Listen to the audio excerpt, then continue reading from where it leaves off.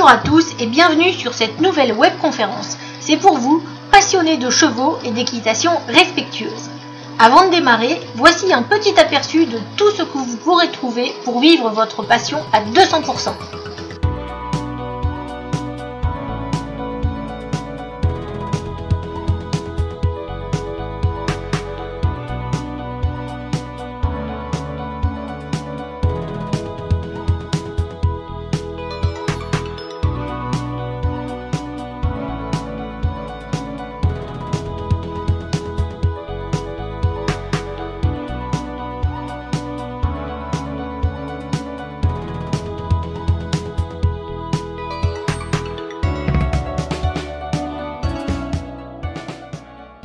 Donc mon nom est Séverine Joland, je suis cavalière professionnelle depuis plus de 20 ans.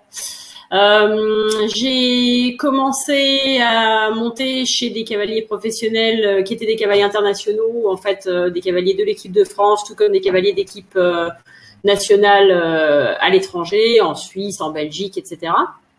J'ai eu un parcours qui ne s'est pas limité au saut d'obstacles dans l'apprentissage, mais aussi au dressage. J'ai passé un an chez Patrick Le Roland, qui est un coach de dressage très connu, et ensuite j'ai fait un petit peu le tour du monde. Donc j'ai habité dans une vingtaine de pays où j'ai pratiqué mon sport et où j'ai aussi été plusieurs fois confrontée donc à tous les aspects de ce travail professionnel, c'est-à-dire le commerce autant que la compétition, et donc c'est ce qui nous amène au sujet de ce soir. Extra, merci beaucoup. Est-ce que vous êtes tous prêts? Est-ce que je peux lancer le PowerPoint? Comme ça, Séverine va commencer à nous expliquer tout ça. Donc, dans un premier temps, en fait, on aura la présentation de Séverine sur les différents sujets. Ensuite, je vous laisserai la parole à tous pour nous transmettre vos questions. On les traitera au fur et à mesure. On est là, donc il est 21h10. On a tout notre temps pour faire le tour de tous ces éléments. N'hésitez pas au fur et à mesure de la présentation à poser vos questions. On est à votre écoute. Séverine, tu es prête? C'est parti. Eh ben go, je vous envoie le PowerPoint à tous. Voilà, donc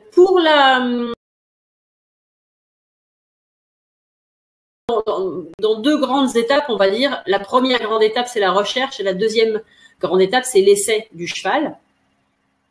Donc la recherche, ce qui nous concerne au tout début, c'est un petit peu plus complexe que ce dont on pourrait se douter au départ. C'est-à-dire que la recherche du cheval ne commence pas forcément par l'évaluation du cheval et les questions qui s'attachent au cheval, mais d'abord, en ce qui me concerne, par l'évaluation du cavalier.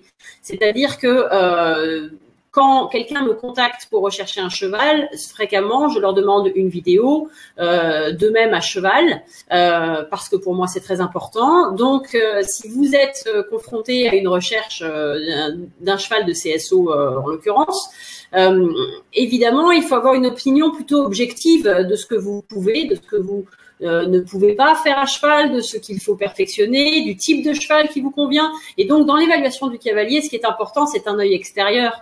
Donc, l'œil extérieur, c'est l'œil du coach. Qu'il s'agisse d'un coach régulier pour les gens qui ont la chance de pouvoir avoir un coaching régulier, ou qu'il s'agisse d'une évaluation ponctuelle, qui est un service que beaucoup de cavaliers professionnels proposent et de coachs professionnels proposent, c'est-à-dire pour les gens qui n'ont pas les moyens d'aller régulièrement, une fois par semaine ou des fois une fois par mois, chez un coach pour prendre un petit peu de conseils. Vous avez des gens peut-être autour de vous qui vous proposent une évaluation ponctuelle, donc au tarif d'une leçon de base, et qui peuvent à ce moment-là vous aiguiller sur votre équitation. Et ça, c'est très important parce que on s'enferme souvent dans des routines, souvent quand on monte. Donc, si vous n'avez pas la chance d'avoir des leçons régulières, on a tendance à complètement occulter certaines de nos petites habitudes. Et là, je dis nous parce que ça touche autant les professionnels que les amateurs. On se laisse vite entraîner dans ce genre d'engrenage, et donc le regard extérieur du coach est important. Donc si encore une fois vous avez la chance d'avoir un coach régulier, il vous donnera une opinion objective, mais même dans ce cas-là, avoir un deuxième avis est toujours intéressant. Et avec les moyens de communication moderne, un deuxième avis, c'est assez facile à obtenir vu qu'on est quand même à l'ère de l'internet où on peut transmettre à partir de n'importe quel téléphone une vidéo de soi-même à cheval assez facilement. Et ça, vraiment, j'encourage les gens qui recherchent un cheval et qui contactent un professionnel pour leur recherche à vraiment faire passer des vidéos, à se montrer à cheval et à des fois obtenir des avis qui peuvent être un petit peu directs de temps en temps, mais qui vont les aider et leur donner un petit peu de distance par rapport à la recherche. Donc ça, c'est important. Ça, c'est vraiment la base, l'évaluation du cavalier, et c'est quelque chose qui peut prendre un petit peu de temps. Donc c'est pas négligeable, c'est vraiment pas négligeable, et ça vous permet après des fois d'éviter le danger du coup de cœur, qui va vous faire peut-être flasher sur un cheval en vous disant « Oh là là, ça pour moi c'est le cheval parfait », sauf que peut-être que ce cheval parfait qui a beaucoup de moyens, qui fait des énormes sauts au-dessus des obstacles, qui est très démonstratif, ben peut-être qu'en fait il n'est pas du tout confortable par rapport à votre niveau d'équitation, qu'il va vous déborder, que sa foulée va être bien trop grande par rapport à ce que vous aimez gérer sur un parcours, son déplacement va être trop fort, ou que des fois il va être juste un petit peu trop difficile. Donc tout ça, c'est important, et c'est pour ça que l'évaluation du cavalier, c'est vraiment quelque chose qui est primordial dans la recherche de son cheval. Deuxièmement, et ça si tu veux tu peux passer à la slide d'après, le contexte d'accueil. Alors, il faut aussi tenir compte dans la recherche d'un cheval des besoins de cheval qu'on va rechercher, mais surtout de ce qu'on est capable de lui offrir. Le contexte d'accueil, c'est d'abord combien de temps par semaine allez-vous pouvoir consacrer à votre cheval? Est-ce que vous allez pouvoir le monter tous les jours? Est-ce que c'est un cheval qui va pouvoir être monté seulement 2 fois, 3 fois par semaine? Est-ce que vous avez la possibilité d'avoir un accompagnement professionnel, mais qui du coup implique un coût pour que quelqu'un vous travaille votre cheval ou vous donne des cours, ou les deux? Et aussi, est-ce que ce cheval-là va aller au pré suffisamment? Est-ce que c'est 1 fois par semaine? Est-ce que c'est 1 heure par jour? Est-ce que c'est toute une journée? Tout le contexte d'accueil est très important. Il est important parce qu'il a un coût. Une pension box, les tarifs varient en France, mais pour une pension vraiment très simple, on est déjà à plusieurs centaines d'euros. Et plus on augmente les prestations, plus on augmente le tarif. Et donc, tout ça, c'est à prendre en compte, parce que j'ai souvent rencontré des gens qui ont vraiment craqué sur un certain cheval, mais qui n'avaient pas la possibilité d'y consacrer énormément de temps, et ce cheval est devenu un gouffre financier, et ce qui est très triste, parce que du coup les gens n'en profitent pas.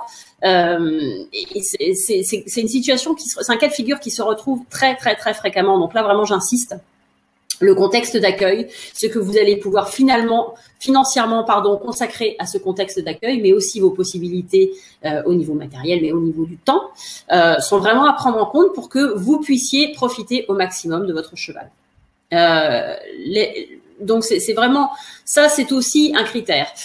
Pourquoi c'est un critère? On va voir après dans l'évaluation du cheval, mais par exemple maintenant on a en France énormément de chevaux, on va dire d'origine européenne, pour les chevaux de sport et surtout les chevaux de saut d'obstacle. C'est-à-dire que ce ne sont plus, il y a des selles français, ce qu'on appelle originels, et il y a des chevaux allemands, des chevaux hollandais. Et l'origine des chevaux peut des fois nous dire le type d'entretien que ces chevaux dont ces chevaux auront besoin. Il y a par exemple dans certaines races allemandes, quand je pense notamment à des Hanovriens, à des chevaux du Holstein, ce sont des chevaux qui souvent besoin de plus de travail, d'un travail qui est très régulier, de base régulière, d'un travail de fond régulier.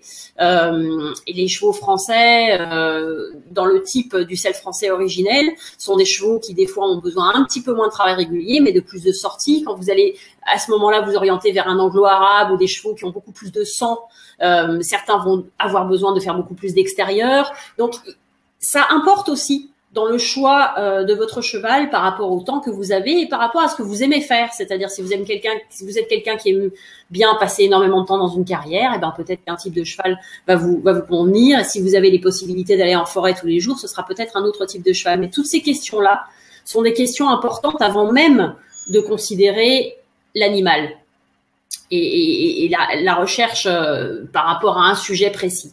Donc, une fois que l'évaluation du cavalier et le contexte d'accueil sont analysés, et une fois que vous avez des réponses à ces questions, on va passer à l'évaluation du cheval, ce qui doit être la 3e slide de Laurence, c'est-à-dire que l'évaluation du cheval, elle est en 3 parties. Évidemment, il y a le but recherché. Donc, est-ce que c'est un cheval de compétition? Est-ce que c'est un cheval de loisir qui va peut-être plus tard faire de la compétition? Toutes ces choses-là sont importantes parce que quand je dis que c'est en 3 parties, on a un cheval neuf, un cheval mis en route ou un produit fini. Ça, ce sont, on va dire, les 3 grandes lignes. Et donc, dans ces 3 grandes lignes, évidemment, le tarif diffère, mais ça, on va y revenir. Mais aussi, encore une fois, les possibilités matérielles, les possibilités techniques de ce qui vous entoure. Donc, tout ça est à prendre en compte. Et là, je souhaite attirer votre attention sur un petit peu ce que j'appelle le piège du système français. C'est-à-dire, nous sommes un des rares pays qui a une énorme visibilité au niveau de l'Internet pour les chevaux qui sont déjà en compétition. Et ça, c'est à double tranchant. C'est à double tranchant parce que s'il est évidemment très bien et très rassurant pour quelqu'un d'avoir un listing détaillé des épreuves qu'a fait le cheval, il faut savoir qu'il faut les apprécier d'une façon assez cohérente. C'est-à-dire que le type de cavalier qui va monter ce cheval peut affecter évidemment les résultats, ça c'est une évidence, mais c'est vrai qu'on a tendance à l'oublier et que beaucoup de gens ont tendance à juger les résultats d'un cheval de façon assez dure si la personne, par exemple, n'a pas été suffisamment performante avec ce cheval-là, etc. Il ne faut pas oublier que c'est une histoire de couple. Donc, un cheval qui fait très très bien avec quelqu'un fera peut-être beaucoup moins bien avec quelqu'un d'autre et inversement. Donc, la base de l'Internet est une bonne base, mais c'est un repère, c'est un facteur et ce n'est en aucun cas, en tout cas en ce qui nous concerne, nous professionnels, un moyen de deviner le futur. C'est impossible, c'est même dangereux parce que comme on ne pourrait pas se baser sur les résultats d'un enfant en 5e pour savoir ce qu'il va faire dans sa vie professionnelle, et c'est pas parce que quelqu'un a du mal à passer un brevet d'État que plus tard il ne va pas faire de très bonnes choses. Chaque personne et chaque cheval est un individu. On est en train, dans un achat, de mettre 2 individus ensemble. Et c'est pour ça que c'est très important de prendre toutes les données qui sont un petit peu plus mathématiques, qui sont un petit peu plus figées, qui sont un petit peu plus statistiques, avec une pincée de sel, justement, et un petit peu de distance. Et ne pas oublier qu'on a devant nous un individu qui doit aussi trouver ses marques avec nous. Donc, trouver ses marques dans le contexte d'accueil dont on a parlé plus tôt, trouver ses marques par rapport à un cavalier, mais aussi par rapport à un coach, parce que il y a des coachs qui sont fantastiques avec des chevaux qui ont énormément de sang, mais qui sont bien moins à l'aise avec des chevaux qui n'en ont pas trop. Donc, on va demander énormément d'adaptabilité à un animal, et par rapport à ça, on ne peut pas toujours vouloir reproduire ou complètement différer d'un listing Internet. Donc, il faut toujours pouvoir prendre de la distance par rapport à ça que ce ne soit pas l'élément de base sur lequel on va juger un animal. Donc ça, pour moi, c'est très important dans l'évaluation du cheval. Ensuite, le dernier point de la recherche, en ce qui me concerne, c'est évidemment le budget. Il y a plusieurs sites et plusieurs associations, notamment je pense à Cheval Normandie qui a dû le publier un petit peu plus tôt, qui se sont lancés avec grand-peine dans la publication d'un Argus du cheval de compétition, ce qui était très intéressant parce que l'Argus avait 2 colonnes en fait, c'est-à-dire que il y avait la colonne de la hauteur des épreuves avec par exemple des chevaux qui font 115, qui font 120 et d'ailleurs Laurent, je crois que tu peux changer de slide puisqu'on est passé au budget maintenant. T'aurais tes 2 slides derrière, je crois. Normalement, ça a dû marcher. Je ne sais pas, je ne le vois pas. Et donc, on peut avoir un cheval qui va sauter, par exemple, des épreuves à 1,15 m, donc à 115, et qui va les sauter en étant une sans faute, une fois sur 4, sans être extrêmement démonstratif, mais qui va être facile, mais qui n'aura pas forcément les moyens d'aller plus haut. Ce cheval-là va atteindre un certain prix, qui ne va pas être un énorme prix. Et on a des chevaux qui vont avoir des résultats équivalents dans les mêmes épreuves, mais qui vont être un petit peu plus jeunes, qui vont sauter un petit peu plus fort, donc qui sont des chevaux en devenir, et cette épreuve-là ne va être qu'un palier. Donc c'est très difficile d'établir un argus, mais ça a été fait et ça a été fait en tenant compte de ces différences. C'est-à-dire que là encore une fois, on ne peut pas se baser sur une hauteur d'épreuve pour un prix. 130 n'équivaut pas à un prix, 140 n'équivaut pas à un prix, 110 n'équivaut pas à un prix. Ça équivaut à une rangée de prix, à un certain une espèce de parabole qui dépend énormément du cheval. Donc, il faut être par rapport à votre budget objectif par rapport à ce que vous pouvez dépenser et pas forcément par rapport à ce que vous pensez qu'un cheval de telle épreuve et de telle épreuve vaut. C'est-à-dire que être toujours assez cohérent par rapport à sa recherche veut aussi dire pouvoir juger l'animal et se faire accompagner, si besoin est, de quelqu'un qui peut vous aider au niveau tarifaire aussi, parce que vraiment tout est possible. On a tous les extrêmes et des fois ce sont des gros extrêmes dans les tarifs et donc c'est là aussi je dirais qu'un conseil est quand même important.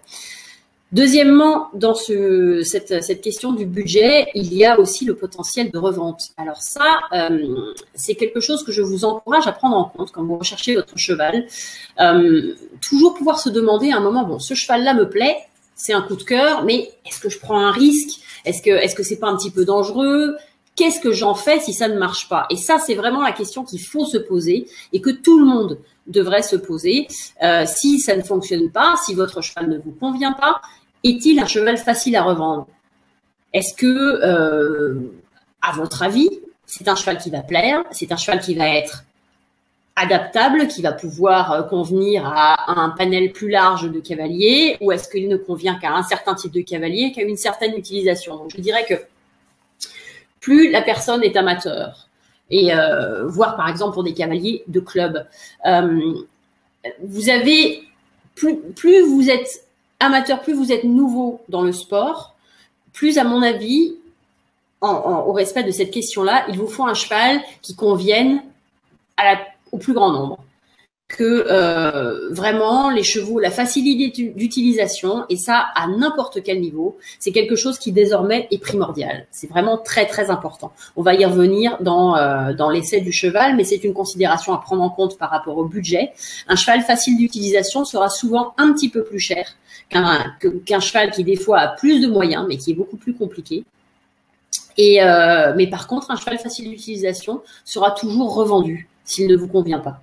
Donc, c'est toujours, pour moi, c'est vraiment quelque chose de primordial. Donc, voilà pour les critères de recherche et la petite grille de recherche que vous pouvez établir.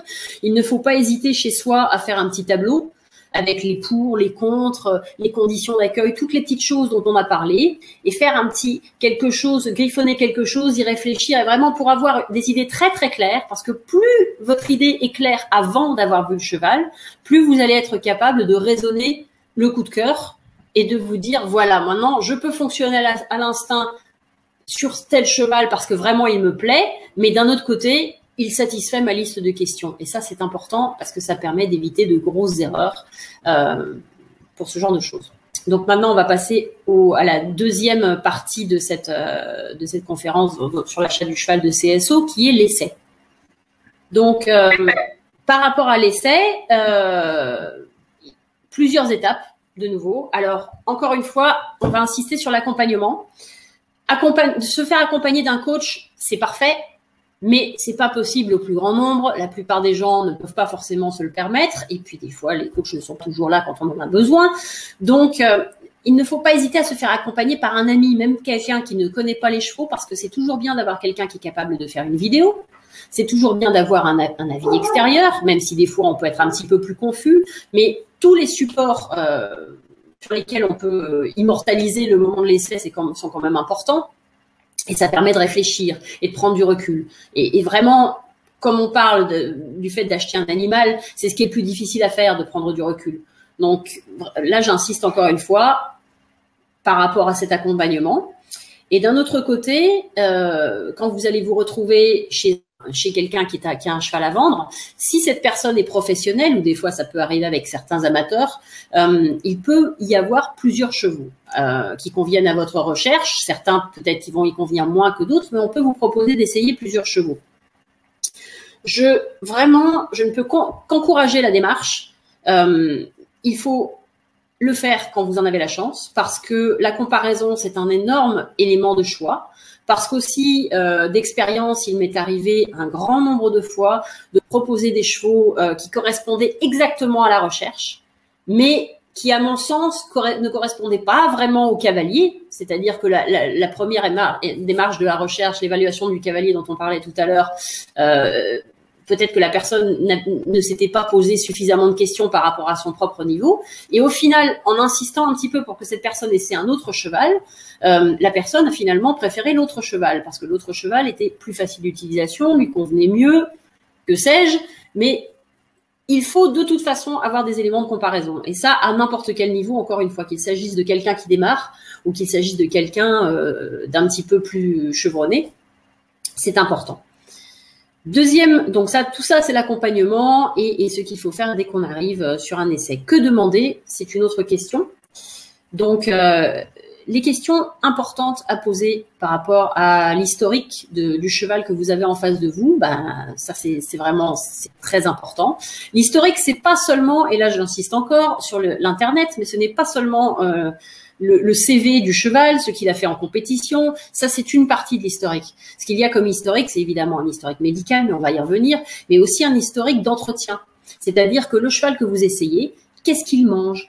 Qu'est-ce qu'il a comme routine? Est-ce qu'il est au pré toute la journée ou est-ce qu'il est en boxe? Parce que souvent, les changements de routine vont induire un changement de comportement de la part du cheval que vous allez essayer et qui sera peut-être très facile en filet simple et qui va enchaîner un petit parcours reine longue. Et puis, vous allez le ramener chez vous, vous allez le mettre dans un box, vous allez lui donner des concentrés à manger. Et curieusement, le cheval va complètement changer. Vous risquez de rappeler le vendeur en disant « je ne comprends pas ». Et en fait, dans l'historique, vraiment, le contexte dans lequel le cheval évolue au jour où vous allez l'essayer, c'est quelque chose qu'il faut toujours explorer. Il ne faut pas hésiter à poser beaucoup de questions. Les gens souvent soit n'osent pas le faire, soit snobent un peu cette partie en se disant c'est pas grave, moi de toute façon quand je l'aurai chez moi, je vais être capable de voir tout ce genre de choses. Sachez qu'à n'importe quel niveau et surtout au plus haut niveau international, quand j'ai eu la chance de côtoyer des gens qui étaient champions olympiques, quand ils vont essayer un cheval, ils posent ces questions. Ils posent ces questions. Jamais ils ne se disent « je suis déjà très bon, je vais arriver à trouver toutes les réponses tout seul ». Non, non, non. Ils posent toutes les questions et des fois des questions, mais d'ordre qu'il s'agisse de la maréchalerie, qu'il s'agisse de la nourriture, qu'il s'agisse de l'entretien. Vraiment, tout est abordé parce que c'est primordial et ça va vous aider. Il n'y a rien là-dedans qui ne va pas vous aider. Il n'y a aucune honte à poser ces questions. Ce n'est pas un aveu de capacité que de poser ces questions parce qu'encore une fois, les gens au plus haut niveau le font. Donc, c'est qu'il y a des raisons. Donc, il faut le faire. Le niveau du cavalier qui monte le cheval de façon régulière à l'entraînement chez la personne qui vous le propose, si c'est un professionnel, ou le niveau de la personne amateur qui veut le revendre, ça c'est important aussi. C'est pas forcément quelque chose que vous allez pouvoir juger, mais c'est quelque chose que vous allez pouvoir sonder. C'est-à-dire que vous pouvez très bien regarder sur Internet les épreuves que fait cette personne habituellement, ça c'est un indicatif, mais il y a d'autres moyens de savoir un petit peu quel est ce niveau, et ne pas hésiter à faire que la personne vous présente le cheval, donc vous montre le cheval monté. Il ne faut pas être trop pressé de monter dessus parce que ça aide à se faire une idée. Et vraiment, encore une fois, de ce côté-là, tout renseignement est bon à prendre. Nous, quand on va essayer des chevaux chez d'autres professionnels et qu'il y a un cavalier d'entraînement qui monte ses chevaux, toutes les questions, on va les poser aux professionnels, mais on va aussi les poser au cavalier d'entraînement qui travaille pour lui, de façon à avoir la plus grosse globalité de renseignements possible. Donc ça c'est aussi important. Ensuite, le déroulement de l'essai type. Alors, ça... Donc, comme je le disais à l'instant, s'il est possible que quelqu'un vous montre le cheval sous la selle, c'est un très bon début. Idéalement, moi, je préfère toujours les voir au modèle d'abord. Ça m'est arrivé d'aller essayer des chevaux dans des écuries et d'avoir des chevaux qui étaient sous bande, avec des bandes de polo ou des bandes de travail sur les quatre jambes, qui étaient déjà scellées, qui des fois étaient déjà échauffées. Et ça, je n'aime pas du tout. Moi, j'aime voir un cheval froid en arrivant, un cheval au box, voir déjà son œil, la façon dont il vous reçoit dans son box, la façon dont il est quand la personne le prépare. Encore une fois, c'est très important. Ce sont des guides, mais ça vous permet aussi d'apprécier le caractère du cheval, parce que même les très bons cavaliers ont des fois du mal à analyser un cheval dans les 20 minutes d'un essai. Donc, plus vous pouvez passer de temps à côté de l'animal, mieux c'est. Donc ça, c'est important. Et aussi voir les habitudes des personnes qui s'en occupent, qui ne vont pas forcément penser à vous donner ce genre de détails, mais vous allez pouvoir le voir par vous-même. Une fois que le cheval est prêt, la personne qui va vous le présenter, on va l'encourager à vous le présenter justement, à monter dessus. On va des fois vous poser la question, est-ce que vous voulez monter d'abord? C'est vraiment mieux que quelqu'un vous le montre. Ça vous aide à juger le cheval, ça vous aide à voir dans quelles conditions il est travaillé et aussi comment il se présente. Donc ça, c'est aussi primordial. Ensuite, l'essai. Il y a... Quand vous allez chez un professionnel, souvent, il y aura d'autres acheteurs, ça peut arriver, qui seront là en même temps que vous. Évidemment, il faut prendre son temps. Il y a certainement des personnes qui vont vous presser, et ça, c'est pas très grave. Bon, dans la limite du raisonnable, parce que bon, on peut pas non plus rester toute une matinée pour essayer un cheval, mais il faut prendre son temps. Il ne faut pas hésiter à revenir, si besoin, pour faire un deuxième essai si le cheval nous intéresse vraiment. Les dangers de ce genre de choses d'un point de vue professionnel, c'est que souvent on nous pose ces questions. Souvent on essaie de faire des essais un petit peu à rallonge et la personne veut revenir et des fois on a des chevaux qui sont essayés 3 fois, 4 fois sur des terrains extérieurs comme tout le monde vous le recommandera aussi et pour rien. Alors les dangers de ce genre de choses, c'est que il faut toujours rester un petit peu dans la limite du raisonnable, mais ça ne vous empêche pas de prendre votre temps. Au contraire, vous allez voir par rapport à cette requête l'attitude du vendeur, que ça peut agacer, comme ça peut faire qu'il est extrêmement disponible et que oui, il va vous permettre d'essayer le cheval. Ça, c'est important aussi, parce que un vendeur, c'est pas quelqu'un que vous n'allez voir qu'un jour, le jour de l'achat et le jour où vous allez lui donner un chèque. C'est quelqu'un avec qui vous pouvez être amené à avoir d'autres discussions. Donc plus on va passer de temps, plus on va solliciter gentiment et intelligemment ces personnes, plus vous allez pouvoir avoir un aperçu du cheval qui est un petit peu plus global et un sentiment d'accompagnement. Et ça, c'est important aussi parce que c'est très dur, encore une fois, même pour nous qui faisons ça tout le temps, de juger un cheval sur un essai. Donc, idéalement, il faut y passer un petit peu de temps et il ne faut pas hésiter vraiment à le demander. Ensuite, donc au travers de l'essai, une fois qu'on vous êtes mis à cheval, vous avez commencé à faire quelque chose, souvent, ce qu'on voit dans des essais, c'est que des gens ont l'habitude de sauter des parcours, on va dire, à 1,10 m, 1,20 m. Et quand ils viennent essayer un cheval qui des fois est là pour sauter un petit peu plus, c'est-à-dire que des fois ils viennent essayer un cheval qui fait 1,30 m, ils vont essayer de se mettre la pression pour faire des choses qu'ils ne font pas d'habitude. Alors, les dangers de ce genre de choses, c'est que déjà, d'un point de vue de cheval, le cheval se retrouve monté par quelqu'un qui ne connaît pas, qui va être forcément hésitant, parce que souvent, lors d'un achat, on est hésitant, et qui va lui poser des questions à sa façon. Donc, les codes ne sont pas encore établis, vous n'êtes pas encore un couple, puisque forcément, vous découvrez le cheval le jour J. Je trouve que sortir de son confort de façon trop drastique, c'est quelque chose de toujours un petit peu dangereux. Et on revient encore à l'idée de prendre son temps. Idéalement, si vous voulez essayer un cheval pour aller faire des parcours à 1,30 m, alors que d'habitude vous sautez plutôt à 1,20 m, 1,10 m, sachez que pour un cheval comme un cavalier, chaque rehausse de 10 cm par rapport au standard qu'on fait d'habitude, c'est un palier. Il y a des chevaux qui passent ce palier, on appelle ça un cap aussi, des chevaux qui ne le passent pas, et pour les cavaliers, c'est pareil. Donc, il faut vraiment y aller progressivement. Si vous vous sentez bien sur un très bon cheval, en enchaînant un parcours à 1 mètre, vous pouvez avoir déjà d'excellentes sensations. Et après, quand vous maîtrisez ce parcours, vous pouvez rehausser doucement. Mais il ne faut pas chercher tout de suite la hauteur. Prenez votre temps. Prenez le temps de vous installer à cheval. Prenez le temps de vous sentir bien. Et si vous ne vous sentez pas bien sur petit, c'est pas la peine de faire gros. C'est pas la peine pour vous parce que vous risquez de vous faire peur ou vous risquez de vous mettre dans une situation assez désagréable. C'est pas la peine pour le cheval non plus parce que on se retrouve souvent dans ce cas de figure, c'est-à-dire qu'on a des gens des fois qui veulent essayer des chevaux pour faire des grosses épreuves mais qui n'en ont pas la capacité et on est obligé de couper court à l'essai parce qu'à un moment ça devient difficile et il y a toujours un risque. Donc essayez voilà de pas sortir de votre confort tout de suite, de faire les choses que vous avez l'habitude de faire et d'essayer de les faire bien et ça vous donnera aussi un élément de comparaison. Parce que si vous maîtrisez un certain type d'enchaînement, si vous maîtrisez un certain type de combinaison, essayez les choses que vous savez qui sont vos points forts et testez-les sur le cheval. Ne testez pas tout de suite vos points faibles. Ça, pour moi, c'est capital parce que souvent, c'est peut-être notre système éducatif qui est comme ça, c'est peut-être la société qui est comme ça, mais on focalise beaucoup sur les points faibles. On essaie de dire tu n'arrives pas à faire ça, mais il faut absolument faire ça. Non, il faut d'abord travailler sur vos points forts.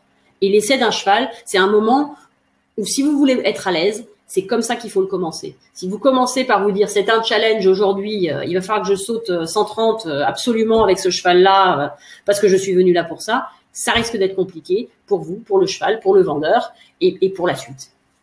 Donc ça, c'est aussi quelque chose à prendre en compte. Une fois que vous avez fini votre essai et que le cheval vous convient, on va dire que ça s'est bien passé, vous êtes peut-être revenu l'essayer, vous l'avez essayé à l'extérieur, tout est satisfaisant. On va passer à l'achat lui-même, l'acte d'achat. L'acte d'achat, c'est le dernier point de notre deuxième partie qui est celui de l'essai et donc de l'achat vraiment du cheval. L'acte d'achat, c'est aussi un moment important parce que, par exemple, on va commencer par les négociations. Un tarif.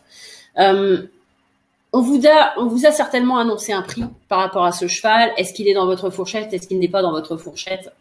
À vous de le savoir. Mais quand vous allez essayer le cheval, souvent, quand même, la plupart des gens essaient de faire une proposition pour voir s'il n'est pas possible de garder un petit peu de sous pour plus tard. Il n'y a pas du tout de mal à ça. La négociation, ça fait partie de la vente. Donc, il faut essayer, il faut toujours, mais il faut qu'elle reste sensée. C'est-à-dire que moi, quand j'emmène des clients, par exemple, acheter des chevaux, on négocie. On négocie par rapport à leur budget, par rapport à leurs attentes, par rapport au cheval, par rapport à ce qu'on nous a proposé. Mais on négocie toujours dans la limite du raisonnable. C'est-à-dire qu'à un moment, il ne faut pas non plus insulter le vendeur. Il arrive quand même assez souvent que des gens appellent négociation le fait de diviser un tarif par deux. Je ne vois pas l'utilité d'aller voir un cheval qui est 2 fois le prix de ce qu'on est capable d'investir, ni de descendre des chevaux de tarif si vous pensez que c'est ce qui vaut. Parce que si c'est ce qui vaut, de toute façon, vous n'auriez pas dû essayer un cheval à ce tarif-là d'entrée. Donc, pour moi, la négociation, c'est quand même quelque chose qu'il faut faire, mais qu'il faut faire vraiment de façon sensée. Encore une fois, n'hésitez pas à vous entourer soit d'un coach, soit des conseils de professionnels par rapport à la négociation, parce que c'est comme tout, il y a des gens qui ont plus de facilité que d'autres là-dedans, mais ce n'est pas une insulte de toute façon. Il ne faut pas hésiter à négocier, mais à négocier sans que ce soit offensif par rapport à la personne. C'est une pratique qui est tout à fait courante. La deuxième, par exemple, dans la négociation aussi, j'allais oublier un point qui est quand même important. Des fois, le cheval vous convient, il est un petit peu plus cher que ce que vous aimeriez y consacrer, mais le vendeur va faire des efforts. Et il va faire des efforts en vous proposant des avantages personnalisés, comme par exemple un suivi.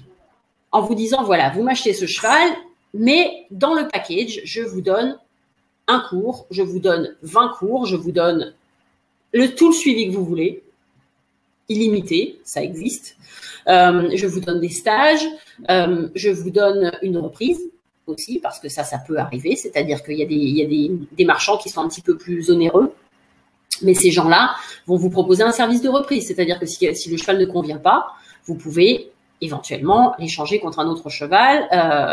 Donc tout ça, c'est à prendre en compte et ça fait partie de la négociation. La négociation, c'est pas juste quelque chose de tarifaire, c'est aussi quelque chose qui a des avantages. On a vu aussi des gens acheter des reproducteurs comme un étalon, comme une jument, et dans le tarif, si vous voulez, pour payer un petit peu moins cher, il y avait des accords sur des embryons, sur des saillies. Alors ça concerne en général des chevaux qui sont d'un autre niveau financier, mais ça peut être intéressant. Ça peut être intéressant si on achète un cheval directement à son éleveur et qu'il a envie de garder un petit peu l'origine de ce cheval-là. Donc tout ça rentre en compte dans une négociation et ce sont des choses qui sont vraiment à considérer. Deuxième point, la visite vétérinaire. Alors la visite vétérinaire type, elle est vraiment divisée en deux. C'est-à-dire que vous avez ce qu'on appelle les chevaux d'élevage, les jeunes chevaux qui sont de 0 à 3 ans, donc avant de débuter le travail proprement dit, le travail sous la selle. Donc, sur une visite vétérinaire d'un cheval entre 0 à 3 ans, on va privilégier un bilan radiographique. Pourquoi? C'est parce que le cheval n'a pas été mis à contribution tant que ça dans son physique, normalement, a priori. Donc, on ne va pas trouver de traces d'usure, on ne devrait pas trouver de traces d'usure. Donc, tout ce qui est visite clinique, en fait, les flexions, ce genre de choses, c'est quelque chose qui s'adresse à des chevaux qui sont déjà au travail. Le bilan radiographique d'un cheval juvénile est très important. Il est très important, il faut un bilan radiographique complet, parce que vous avez des maladies comme la maladie naviculaire, par exemple, qui se déclarent à partir de 6 ans. Vraiment. C'est-à-dire que de temps en temps, on a des traces sur des chevaux plus jeunes, mais il faut vraiment les chercher. C'est-à-dire qu'il faut faire des radios de pied, il faut faire des skylines qui sont des angles de pied. Vous avez plein d'aspects, de possibilités dans une visite vétérinaire. Et vraiment, pour un juvénile, pour éviter les déconvenues, je ne peux qu'encourager un bilan radiographique complet. Quand vous passez à un cheval à partir de 3 ans et surtout à partir de 4 ans, donc un cheval qui a un petit peu de travail sous la selle, là c'est différent. C'est-à-dire que le bilan radiographique est souvent un petit peu plus restreint. On va s'attacher aux jarrets, aux grasset, aux boulets, radio de pied pour les antérieurs, des fois un petit peu même moins que ça. Parce que ce qui va vraiment nous guider, c'est la visite clinique. C'est-à-dire que ce cheval, à partir de 4 ans, il est entraîné. Et donc, si déjà il a des faiblesses, on va pouvoir commencer à les voir. Donc, on va pouvoir constater plein de choses. Et c'est important. Vraiment, la visite clinique peut des fois enlever le doute sur une radio qui est un petit peu douteuse. Par exemple, vous avez une petite zone d'ombre, vous avez de temps en temps un petit bout d'os qui va se balader à l'arrière d'une articulation, mais qui n'entre pas en jeu avec le fonctionnement qui n'interfère pas avec le fonctionnement de l'articulation. Et ça, seule une flexion réalisée correctement par un vétérinaire peut vous permettre d'être sûr de ce genre de choses et de savoir un petit peu les limites de ce problème. Donc, vraiment, se faire conseiller par un vétérinaire en fonction de l'âge de votre cheval. Mais pour moi, par contre, la visite vétérinaire, c'est primordial parce que c'est une garantie. Et une garantie, c'est important, surtout sur du vivant. Et que ça vous protège déjà personnellement et ça vous protège légalement. Parce que on n'a pas besoin de s'exposer ni à des accidents, ni à une perte financière, ni à une perte émotionnelle avec un cheval dont la santé est toute relative. Ça, c'est déjà un premier problème. Aussi, un cheval qui doit être un cheval donc de saut d'obstacle, un cheval de sport, doit pouvoir supporter toutes les contraintes du sport. Donc ça, c'est important aussi. Et mais aussi pour s'il y a un quelconque litige par rapport à votre cheval, légalement, c'est le document qui va faire toute la différence, donc c'est très important. Ensuite, lors de l'achat, et ça peut rentrer en compte dans la négociation, on va aussi parler d'un essai. C'est-à-dire que on peut essayer des chevaux, on peut les prendre à l'essai pendant une semaine, pendant un week-end, on peut même les essayer sur des concours. Ça, c'est important aussi, c'est une possibilité, mais ce n'est pas du tout une obligation. C'est-à-dire que certains vendeurs vont vous refuser ce genre de choses, ou ils vont vous autoriser à venir essayer le cheval plusieurs fois, mais seulement chez eux. Il faut pas prendre ça comme quelque chose de négatif, mais les essais sont à double tranchant. On récupère des fois des chevaux qu'on a donnés à l'essai pendant très peu de temps dans des états dramatiques. Il y a un risque de tous les côtés et donc prendre un cheval à l'essai, c'est quelque chose de bien, mais c'est quelque chose que tout le monde ne vous accordera pas. Donc, on peut poser la question, et ça va vraiment dépendre du vendeur.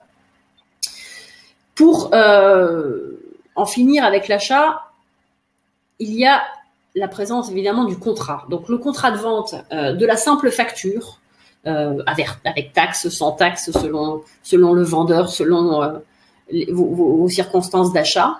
Le contrat touche aussi un large panel de possibilités, qu'il s'agit d'un contrat de vente basique avec ce que ça comporte. Donc, il va mentionner le fait qu'une visite vétérinaire a été faite, un tel prix a été donné, tel jour à telle heure, etc. Donc, une facture un petit peu plus détaillée. Ou alors, un contrat de location-vente. Ça peut arriver. Ça se fait de plus en plus. C'est-à-dire que on peut avoir un essai, on va dire, rémunéré. C'est-à-dire prendre un cheval en location pendant quelques mois avec une vente à la clé. Et tous les aspects de la transition financière peuvent être couverts par des contrats. Ce sont des contrats qui se trouvent assez facilement sur Internet de nos jours, mais les contrats plus compliqués se font souvent établir par des avocats. Le contrat de vente de base, en général, est suffisant, c'est-à-dire la facture détaillée avec la mention de la visite vétérinaire, en général, est bien suffisante. S'il y a besoin de plus que cela pour se protéger par rapport à une location, par rapport à un essai, vraiment, j'encourage les gens à mettre les détails de cet essai sur contrat aussi. Ça évite les déconvenus d'un côté et de l'autre. Plus on met de délai dans une transaction, plus il est important de protéger soi-même, le cheval et les personnes impliquées. Donc ça, c'est toujours très bien. Et ça peut permettre justement de compléter une situation où vous allez aussi inclure, par exemple, un suivi, comme on disait tout à l'heure, voire une reprise au cas où le cheval ne convienne pas. Tout cela peut être mentionné dans le contrat et doit être discuté et entériné le jour de l'achat. Donc ça, c'est important. Voilà. Donc voilà un petit peu les aspects auxquels je pense et qui pour moi sont importants dans la recherche d'un cheval de CSO et dans son achat. J'espère que cela peut vous aider à trouver votre cheval et aussi peut vous rassurer par rapport au processus. Et si vous avez des questions, n'hésitez pas à me les poser. Eh ben extra. Merci déjà pour toutes ces informations très intéressantes. J'ai une première question qui est une question concernant le modèle du cheval. D'accord. À quoi peut-il s'attacher en fait concernant, quand tu vois un cheval qu'on va te présenter, que quelque part, voilà, c'est potentiellement ton premier achat. À quoi tu dois faire attention en termes de modèle pur et dur? Alors, en termes de modèle, il n'y a jamais mieux qu'un cheval pour détromper quelqu'un. C'est-à-dire que on va prendre l'exemple du haut niveau.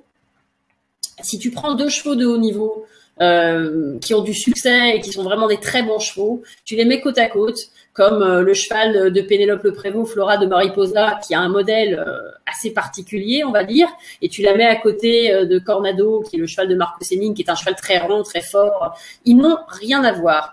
Le modèle type, vraiment, c'est quelque chose qui me... Je m'y attache très peu. Moi, ce que j'aime dans le modèle, ce qui m'intéresse, c'est la correction des aplombs. C'est seulement la correction des aplombs. C'est-à-dire qu'à partir du moment, si le cheval est très cagneux ou très panard, on sait qu'on va avoir des problèmes. Si le cheval a des problèmes de genoux, si le cheval a des mauvais jarrets, tout ça, la correction des aplombs, c'est important. Après, au niveau du dos, on peut avoir des dos qui sont très lâchés, un dos qui est assez creux, et en fait, un cheval qui va fonctionner extrêmement bien. Certaines personnes disent « Ouh là là, moi j'aime pas ce cheval-là parce qu'il est trop long ». Franchement, moi je trouve qu'un cheval qui a un petit peu de longueur peut des fois avoir beaucoup plus de facilité à basculer au-dessus d'un obstacle qu'un cheval qui est un petit peu plus court. Alors, on ne peut pas faire de règles parce que dès qu'on fait une règle, on est détrompé. On dit « Ah oui, mais il y a machin qui saute très bien et qui est très court, etc. » Et c'est vrai, c'est vrai. C'est-à-dire que ce qui est important, c'est vraiment la correction des aplombs en ce qui me concerne, parce que c'est ce qui garantit la longévité du cheval par rapport à l'effort qu'on fait. Ce qu'il faut savoir, c'est quand on saute des obstacles, le cheval ne se réceptionne que sur un antérieur. Et donc, cet antérieur va prendre toute la force de ce saut, l'impact, et donc, forcément, va souffrir. Je vois quelqu'un qui met une question, qu'est-ce qu'un mauvais jarret? Oui.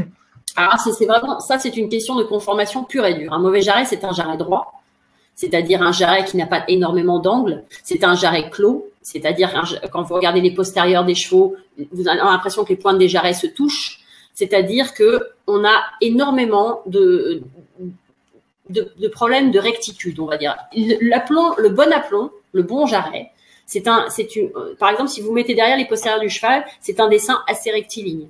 De côté, idéalement, la cuisse d'un cheval de saut d'obstacle doit être une cuisse assez longue. Si on la mesure de la pointe de la hanche, on va dire sur un petit diagramme qui serait ici à la pointe du jarret qui est là, plus cette longueur, pointe de la hanche au jarret, plus il y a de longueur, pardon, plus vous allez avoir de levier.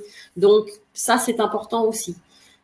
Après, il y a énormément de livres sur l'anatomie équine qui peuvent vous montrer des dessins. On peut trouver ça facilement sur Internet, des bons et des mauvais jarrets, comme des bons et des mauvais genoux. Par exemple, un cheval qui est un peu brassicourt, qu'est-ce que ça comporte comme risque?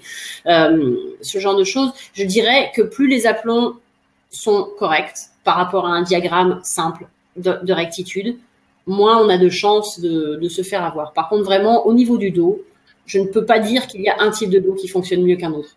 Il y a des dos carpés, avec des chevaux qui sont presque bossus, qui fonctionnent extrêmement bien. Les lombaires sont souvent le point faible des chevaux. C'est un endroit qui demande énormément, auquel on met énormément de pression. Et des fois, un cheval carpé, c'est un cheval qui a les lombaires soudés. Donc, c'est un cheval qui est beaucoup plus raide, vraiment, il est presque bossu. Et ce cheval-là, du fait que les lombaires sont soudés, va dans la levée au-dessus de l'obstacle avoir de la force. Avoir une force que peut-être d'autres chevaux qui sont beaucoup plus flexibles n'auront pas. Et donc, par rapport à ça, vraiment, au niveau du modèle, le dos, c'est quelque chose que il faut voir en mouvement. Donc, pour finir rapidement avec cette histoire de modèle, parce que c'est vraiment une question importante, un modèle avec des aplombs corrects, c'est important, comme on disait là. Mais après, si vous avez la possibilité de voir le même cheval, une fois que vous avez juché ses aplombs en mouvement tout seul, vous voyez par exemple lâcher dans un manège ou lâcher dans un pré, et voir comment il va gérer le dénivelé, l'amplitude de sa foulée. Est-ce qu'il varie sa foulée au galop, le type de galop qu'il a? Un cheval qui a un très bon galop saute très bien. Et des fois, ce sont des chevaux qui ont un très mauvais modèle, qui ont un très bon galop. Donc, l'animal en fonctionnement est toujours plus important que l'animal arrêté. Ça, c'est sûr. Est-ce que, pardon, je te coupe. Est-ce qu'il y a vraiment des défauts d'aplomb, parce que tu disais que c'était vraiment la première chose que tu regardais, qu'il faut clairement, enfin, qui t'invite à te dire non, ce ne sera pas ce cheval-là parce que finalement, ça va être trop difficile. Type un brassicourt, type autre, tu vois. Un cheval brassicourt peut très bien fonctionner. Mais après, il faut avoir de très bonnes radios parce que le problème du brassicourt, c'est que ça peut entraîner des problèmes ligamentaires quand même. Donc, il faut faire des bonnes radios de genoux en général et voir si le cheval déjà a des lésions, si c'est un cheval qui est en compétition depuis quelque temps ou si c'est un cheval qui démarre, et avoir un très bon avis vétérinaire dessus. Un cheval cagneux peut avoir une bonne carrière. Après, il y a des cas extrêmes. Et là, on parle pas dans l'extrême. On parle un cheval un petit peu cagneux. Je préfère un petit peu cagneux qu'un petit peu panard. Les chevaux un petit peu panards sont souvent un petit peu plus fragiles. Les chevaux longs jointés, c'est pareil. On m'a présenté il y a pas très longtemps une jument qui était très très longue jointée derrière et c'est à mon avis c'est une jument qui en aurait souffert. Donc on va dire tout ça, tout ce qui est articulation basse, c'est important. Et au niveau de la conformation, c'est souvent ce qu'on voit le plus. De toute façon, l'aplomb d'un pied. Par exemple, vous avez des chevaux qui ont deux pieds antérieurs complètement différents, sans aller jusqu'au pied beau, mais un pied très serré, l'autre très ouvert. On sait déjà que le cheval n'est pas équilibré des deux côtés. Donc, il faut énormément étudier ce genre de choses. Mais c'est là que la visite vétérinaire est importante, en fait, parce que souvent, c'est le vétérinaire qui est capable de nous dire tu vois, ce cheval-là, il est un petit peu brassicourt, mais en fait, à la radio, il n'y a rien, à la flexion non plus, je dirais qu'il n'y a aucun problème. Et c'est ça qui nous rassure, c'est ce qui est important. On a une petite question d'Oriane qui nous dit qu'elle est demi-pensionnaire d'une jument trotteur français de 10 ans, qu'elle aimerait acheter un trotteur justement pour l'obstacle, donc de préférence jeune et non débourré. Qu'est-ce que tu regardes chez un cheval de ce type, chez un jeune cheval, en termes de caractère, de croissance et de potentiel pour l'achat quand tu t'orientes vers un cheval d'obstacle? Alors déjà, si c'est un trotteur, ce qu'on va regarder, c'est s'il galope. Parce que même jeune, honnêtement, il faut un cheval qui le saut lui-même est une foulée de galop exacerbée. Donc plus, comme on disait tout à l'heure, mieux un cheval galope, mieux il va sauter. Si vous voulez absolument un trotteur, il va falloir que ce cheval-là ait un galop efficace, qu'il ait un galop avec du rebond, et ça c'est pas toujours le cas. Et avec de l'équilibre. Et ça, c'est aussi très dur. Ce sont aussi des chevaux qui sont assez raides dans leur ligne du dessus. Donc, il va falloir qu'il y ait un minimum de fonctionnement pour pouvoir encourager la bascule. Je dirais que d'acheter un trotteur juvénile pour en faire un sauteur, sans le voir sauter, ne serait-ce qu'en liberté, c'est une opération qui est assez risquée parce que ce sont des chevaux qui sont quand même élevés pour faire un autre sport, un sport qui est très différent et qui implique des critères physiques et un morphotype complètement différent. Vous avez des gens qui vont élever ces chevaux-là avec énormément de raideur, parce que plus il y a de raideur, plus ils peuvent tenir le trot à grande vitesse. Et un cheval, un petit trotteur, souvent d'ailleurs les juvéniles trotteurs, les 1 an, les 2 ans, quand on va les voir au pré, ils ne font que trotter. Et des fois ils galopent, et ça ne veut pas pour autant dire que ce sera des mauvais chevaux de trot, mais voilà, il faudra un cheval qui prenne le galop facilement et qui a un beau galop. qui est un galop un petit peu différent, qui a énormément de frappe, parce que tous les trotteurs, et on va prendre même le cas de Japlou, qui était un demi-trotteur pour les gens qui se souviennent de ça, c'était un cheval croisé trotteur et pur sang. Tous ces chevaux-là, quand ils sont bons à l'obstacle, ils ont une très grosse frappe. Donc, ce qu'on appelle une frappe, c'est dans la dernière foulée, le cheval va vraiment frapper le sol et c'est ce qui va lui donner la détente pour faire une belle parabole au-dessus d'un obstacle. Les trotteurs qui fonctionnent bien en concours ont tous cette frappe. Et cette frappe ne peut venir que d'un galop efficace. Si le cheval que vous regardez, même si c'est un juvénile, n'a pas un bon galop, quand on le met au galop, déjà, on a l'impression qu'il est mal à l'aise et qu'il est raide de partout et on n'a vraiment pas envie de monter dessus, à ce moment-là, je dirais non, il y a quand même un risque. Et en termes de caractère, qu'est-ce que tu en penses? Le trotteur, en général, c'est vraiment un gentil cheval. C'est un cheval qui est courageux, c'est un cheval qui est dur à la douleur. C'est des chevaux qui sont vraiment adorables au niveau du caractère, en général. Moi, ceux que j'ai côtoyés étaient vraiment très très sympas, très courageux, ils essayaient de faire plaisir. Donc c'est un caractère assez stable en plus. Le trotteur, c'est pas un cheval qui a des hauts et des bas comme le pur sang par exemple. Donc on va dire un bon cheval d'amateur à partir du moment où il a un bon galop. Parce que sinon c'est la galère. Honnêtement, vous allez le torturer pour arriver à l'amener à faire des petits parcours d'obstacles qui, si ça se trouve, ne sont pas du tout son truc. Et c'est ce qu'a fait l'élevage au cours des 50 dernières années de façon incroyable. C'est qu'on est arrivé vraiment à définir des types dans nos chevaux. On a maintenant des poulains d'origine dressage qui se déplacent comme des chevaux de Grand Prix de dressage avec des allures pas possibles. Des poulains d'origine obstacle qui ont un galop phénoménal et qu'on voit déjà sauter dans leur pré la moindre petite touffe d'herbe avec un geste magnifique. Et des trotteurs qui vont traverser une prairie avec un équilibre au trot incroyable, mais par contre pas du tout en galopant. Donc, comme on a quand même fait une grosse sélection génétique par rapport à la destination de nos chevaux, trouver la perle rare, ça veut dire vraiment en voir beaucoup et qu'il y en ait vraiment un qui sorte du lot. Et ça, c'est primordial. Il faut idéalement aussi un cheval qui est un modèle très montant pour un trotteur. C'est-à-dire, ne prenez pas de trotteur descendant. Si la croupe est plus haute que le garrot, et ça peut arriver avec certaines origines, vous allez compliquer une tâche qui n'est déjà pas simple à la base. Du coup, tu nous parles de classe de galop. On est d'accord qu'un cheval qui aurait un galop désuni sera forcément plus compliqué à l'obstacle, ou est-ce que sa générosité de cœur ou autre peut compenser? Alors, le problème de l'assaut du cheval de saut d'obstacle, c'est que ça implique à un moment de travailler le cheval. Donc, quand on parle de galop désuni, c'est rarement un problème lié au cheval, c'est plus un problème de travail. C'est-à-dire que la rectitude, malgré tout, c'est quelque chose que vos coachs et vos instructeurs et vos moniteurs ont dû vous apprendre. Et s'ils n'ont pas abordé ce sujet-là, c'est inquiétant. Mais il va falloir s'y pencher parce que c'est primordial. C'est primordial parce que sur un parcours d'obstacles, si vous n'abordez pas les obstacles dans la rectitude, ça veut dire que dans la poussée, par rapport à l'obstacle, votre cheval va pousser sur un pied au lieu de pousser sur 2 pieds. Donc, pour schématiser, il va faire énormément d'efforts pour se jeter littéralement de l'autre côté d'un obstacle dans un style, on va dire, acrobatique, mais qui convient à certaines personnes qui voient pas trop la différence. Si vous voulez faire les choses correctement et essayer d'amener votre cheval au mieux de ses capacités et de vous faire plaisir, il faut mettre tous les atouts de votre côté. Et l'atout principal, malgré tout, c'est le travail sur le plat. Parce que rien ne peut remplacer le travail sur le plat. La rectitude, c'est quelque chose d'important. L'impulsion, l'équilibre, toutes ces choses-là, toutes ces choses qu'on nous apprend, on nous les apprend pour une raison. Et un cheval qui est désuni, en général, c'est un cheval qui a un petit souci au niveau du travail. Il est possible, dans certains cas, que ce soit un souci physique, auquel cas, la visite vétérinaire devrait vous en préserver. Mais sinon, dans le doute, il ne faut pas hésiter à demander un avis médical, on va dire, par rapport à un problème, surtout si en général, les chevaux qui ont un problème physique au niveau du désuni sont désunis d'un côté. Donc ça, on analyse, mais une fois que vous avez un avis médical qui vous dit non, il n'y a aucune raison que le cheval ne galope pas correctement dans le même sens devant et derrière, on va dire, à ce moment-là, c'est un problème de travail. Et ça, il faut l'aborder, c'est fondamental.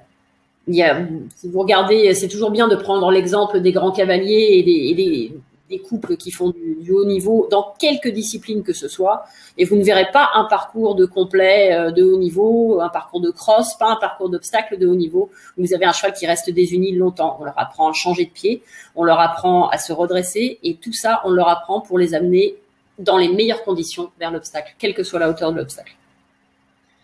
Pour continuer sur la partie modèle, Séverine, on a 2 questions qui reviennent. Donc la première, est-ce que le modèle en montant est quelque chose de valable pour toutes les races de chevaux? Et la deuxième, qui est quelque part, qui peut être corrélée aussi derrière, plus l'os de la cuisse est long, mieux c'est pour un cheval d'obstacle. Alors, déjà, le modèle en montant, en fait, non. Il y a des chevaux qui sont descendants, qui sautent très bien, mais pour être descendant et être capable de sauter, c'est-à-dire que le cheval, idéalement, quand il aborde un obstacle, doit être dans l'équilibre d'un hors-bord. C'est-à-dire qu'on doit alléger l'avant au maximum. Donc, le cheval ne peut pas être sur les épaules. Et donc, il doit faire un report de poids sur ses cuisses pour pouvoir justement frapper le sol et se donner l'élan nécessaire à ce que les cuisses puissent attaquer derrière, pousser et envoyer le cheval au-dessus de l'obstacle. Et faire une jolie parabole. Donc ça, c'est, on va dire, le plus important. Un cheval qui est descendant pourra faire ça s'il est souple. S'il est souple, il n'aura aucun problème. D'ailleurs, ça arrive souvent. On a souvent des chevaux descendants qui, au départ, nous découragent un petit peu avec un équilibre un petit peu plus bas et qui, en fait, peuvent très bien fonctionner. Un cheval descendant doit avoir, on va dire, plus de réflexes et un très bon geste des antérieurs. Si un cheval est descendant et qu'il a en plus un mauvais geste des antérieurs, c'est compliqué. Donc, je dirais que le modèle en montant, j'en ai parlé pour les trotteurs parce qu'on parlait de raideur et que ce sont des chevaux qui sont naturellement raides, ils sont même élevés pour ça. Donc, s'ils ont un modèle en descendant, ça complique extrêmement la tâche. Si un cheval d'une autre race qui est souple et qui a de bons réflexes au niveau de sa technique des antérieurs et descendant, c'est pas forcément un problème. Et la deuxième question, c'était quoi déjà, pardon? C'était concernant la longueur de l'os de la cuisse, en fait. Est-ce que plus il est long, mieux c'est ou pas? Alors, c'est pas la longueur de l'os de la cuisse, c'est la longueur de la cuisse. Alors, la cuisse, c'est composé de plusieurs os. Et quand on parle de longueur de la cuisse, on s'attache donc de la pointe de la hanche, qui est tout un ensemble osseux, à la pointe du jarret. Donc, c'est cet angle-là qui est important. C'est de cette longueur qu'on parle. Donc, c'est pas un os en particulier, mais bel et bien toute la cuisse, de la pointe de la hanche de votre cheval à la pointe du jarret. C'est important, mais encore une fois, on ne peut pas faire de vérité absolue avec ce genre de choses. Vous avez des chevaux qui ont des cuisses plus courtes et qui fonctionnent extrêmement bien et qui sont capables de sauter de grande hauteur. Mais pour revenir à la longueur de la cuisse, on va prendre l'exemple d'un chat. Un chat peut à l'arrêt sauter plusieurs fois sa taille, sa hauteur, sans aucun problème, parce que si on regarde la longueur de la cuisse d'un chat, ils ont les jarrets extrêmement bas, ils ont des petites pattes postérieures quand même assez courtes par rapport à la longueur de leur cuisse, et ça explique un petit peu cet effet de levier. Mais c'est toujours mieux d'avoir une cuisse longue. Quand on va regarder les modèles, par exemple, de poulinières, qui ne sont pas des chevaux qu'on va voir en performance, des fois ce sont des chevaux qui ont été accidentés, une poulinière qui va être encourageante, elle va avoir un beau modèle, elle va être faite plutôt un petit peu plus en montant qu'en descendant, mais surtout, elle aura une cuisse assez longue et une bonne épaule. Ça, c'est important aussi, l'épaule. Le geste des... Oh, pardon. Je t'ai coupé, désolé. Non, tu parlais du geste des antérieurs qui pouvait être extrêmement important. C'est quoi un bon geste des antérieurs? Alors, un bon geste des antérieurs, c'est un cheval qui va ramener les antérieurs sous eux-mêmes, donc les plier et les tendre. C'est-à-dire qu'il faut que les genoux soient devant lui et pas dessous. Et si possible, que le geste des antérieurs soit assez net. Dans le slide que tu as fait à un moment, tu as montré une photo où j'étais de 3/4 face avec un cheval gris. Le geste des antérieurs de ce cheval-là sur la photo, c'est un geste parfait. Il a vraiment les genoux en avant. Donc, il tire ses épaules vers l'avant, il se donne de la trajectoire et les antérieurs sont repliés au maximum pour ne pas toucher les obstacles. Et ça, c'est un signe de respect. Et le respect, c'est primordial de nos jours à n'importe quel niveau parce que même quand on parle d'épreuves amateurs d'un mètre de hauteur, on a un facteur temps qui est de plus en plus serré. Pour éviter de monter les obstacles de plus en plus haut lors des petits championnats, en général, les chefs de piste resserrent le temps accordé. Et donc, on est obligé de sauter à une certaine vitesse. Les chevaux qui ne sont pas respectueux ont du mal à faire ça. Donc, le bon geste des antérieurs, c'est un geste qui est dans la bonne direction, donc avec les genoux en avant, les antérieurs pliés, et c'est aussi un geste rapide. Et une bonne épaule? Alors, une bonne épaule, c'est une épaule inclinée, on va dire à 45 degrés, on va schématiser, mais c'est le principe. Ce qu'il faut surtout, c'est que la sortie d'encolure aille avec. Donc, la bonne épaule, c'est celle, on va dire, si on prend un angle de 45 degrés, et idéalement, une sortie d'encolure qui monte vers le haut et qui devient ensuite un arc. Ça sera l'épaule parfaite avec la sortie d'encolure parfaite. Si l'épaule dépasse 45 degrés vers le haut, À ce moment-là, elle est droite. Et là, on retrouve un petit peu l'épaule de certains trotteurs. Elle est faite pour avancer dans ce sens-là, mais elle ne facilite pas l'élévation des genoux et surtout l'avancée des genoux au-dessus de l'obstacle. Ok, pour changer un petit peu de la partie modèle, j'ai une question de Nicolas qui est quelle race viser et quelles sont les races à éviter pour l'obstacle? Alors la race dépend du cavalier, parce qu'il y a des gens qui vont être beaucoup plus à l'aise sur un cheval un petit peu plus froid, un petit peu plus germanique, un petit peu plus avec une grosse locomotion, par exemple, ce genre de choses. Et il y a des cavaliers qui vont être beaucoup plus à l'aise avec des chevaux qui ont beaucoup plus d'instinct. Donc des chevaux beaucoup plus légers, beaucoup plus dans le sang. Ça, c'est vraiment, il y a pas de race à éviter. Il y a des races. J'ai eu un cheval qui a sauté des grands prix 1,50 m, qui était un petit-fils de Lusitanien, par exemple. On a des chevaux dans toutes les races, des pur sang arabes qui sautent de grosses hauteurs. Je dirais pas qu'il y a une race à éviter pour le sport, plus qu'il y a des races qui sont destinées à autre chose, comme le pur sang est destiné en général à la course plate et à la course de haie, qui est un type ou au steeple, qui est un type de saut complètement différent du saut d'obstacle et qui n'implique pas du tout les mêmes choses. Le pur sang est un cheval de sang, mais ce n'est pas toujours un cheval respectueux. C'est pas toujours un cheval flexible, le trotteur non plus. Donc ce sont des chevaux qui ont été élevés pour faire d'autres disciplines. Ceci dit, dans ces races, il y a des perles rares. Et de temps en temps, vous tombez sur un cheval exceptionnel. Et ça, c'est difficile à anticiper. Je dirais que le cheval, la race idéale, c'est celle qui vous convient. Et il y a un côté affectif déjà, parce qu'on a envie d'avoir un cheval qui ressemble à quelque chose qui nous plaît. Donc ça peut être soit un très beau cheval allemand, ça peut être soit un très beau cheval, un très beau selle français, soit autre chose comme race. Mais il faut que ça convienne à votre équitation. Il y a un petit bémol du côté de certaines races allemandes. On parle des fois de chevaux qui sont bluffeurs. Alors ça, c'est important. Il y a dans ces races-là des chevaux qui ont une grosse locomotion, mais qui sont des chevaux qu'il faut énormément solliciter pour que cette locomotion soit aussi efficace avec les postérieurs qu'avec les antérieurs. C'est-à-dire que vous avez des chevaux qui ont énormément d'action de genoux, et ça peut arriver maintenant, vu on utilise beaucoup de ce sang allemand dans notre élevage. On peut avoir des chevaux qui ont une grosse action devant, qui sont très impressionnants, qui ont vraiment un mouvement de genou assez fort, une frappe du sol assez forte. Mais les postérieurs derrière sont très loin et ne sont pas forcément engagés. Et donc, vous pouvez monter sur ces chevaux-là, avoir l'impression d'avoir un galop magnifique, arriver devant un obstacle et le cheval s'arrête et vous n'avez pas pu anticiper cet arrêt. Et pourquoi? C'est parce qu'en fait, le cheval n'était pas enclenché. Donc, il n'avait pas les postérieurs sous lui, il ne s'engage pas. Donc, ce qui, plus que de race, ça se retrouve dans certaines races allemandes. Donc, c'est pour ça que j'en parle, mais je n'ai rien contre ces chevaux-là, parce que j'en ai moi-même. C'est juste une question d'utilisation. Il faut savoir, c'est pour ça que je disais que le cheval, la race idéale, c'est celle qui vous convient. C'est que selon l'utilisation que vous allez pouvoir en faire et surtout le temps que vous avez à lui consacrer, que ce soit du temps avec ou sans encadrement, vous allez trouver la réponse à cette question. C'est-à-dire qu'un cheval comme ça, un cheval germanique dans l'esprit de ce que je viens de décrire, va devoir être monté 6 fois par semaine pour faire un bon concours le week-end. Et vous avez quelques petits anglos qui payent pas de mine, que vous allez promener en trotting 3 fois dans la semaine et qui vont vous faire des concours magnifiques le week-end. Je schématise parce que l'extrême est vrai aussi. Vous avez des chevaux dans les mêmes races qui ne vont pas fonctionner comme ça. Mais c'est vrai que c'est souvent ce qui fait la spécificité des races. C'est quoi tes petits trucs et astuces pour trouver la perle rare? Oula! Alors, mes trucs et astuces pour trouver la perle rare, c'est d'en voir beaucoup. Parce que il faut avoir des éléments de comparaison. Il y a des vieux éleveurs français qui étaient des éleveurs de haut niveau, on va dire, qui élevaient des centaines de poulains par an, à une époque où l'élevage extensif était bien plus répandu que maintenant, qui vous disaient il faut se faire l'œil.